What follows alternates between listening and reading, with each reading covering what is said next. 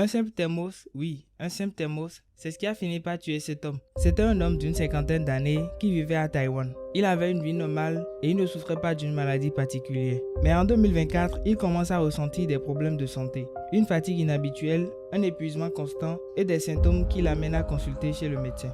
À l'hôpital, les examens révèlent une présence anormalement élevée de métaux lourds dans le sang, notamment du plomb, et un système immunitaire fortement affaibli, incapable de lutter efficacement contre les infections. Peu de temps après, il développe également une infection pulmonaire grave, une maladie que l'on peut habituellement soigner. Sauf que dans son cas, son organisme n'arrivait plus à se défendre. En fait, depuis plus de 10 ans, il utilisait le même thermos en métal pour boire ses boissons chaudes, du thé, du café et parfois des jus. C'était devenu un réflexe. Le thermos l'accompagnait partout, jour après jour. Mais avec les années, l'intérieur du thermos s'est détérioré. La paroi métallique s'est abîmée, de la rouille a apparu à l'intérieur. Mais lui ne s'en rendait vraiment pas compte et il continuait à l'utiliser. Mais avec le temps, le revêtement intérieur du thermos libérait des métaux dans les liquides, surtout qu'il prenait des boissons chaudes ou acides. En 2025, il meurt officiellement d'une pneumonie, une maladie qui aurait normalement pu être guérie. Je pense qu'il serait temps que toi-même tu te débarrasses de ton vieux thermos.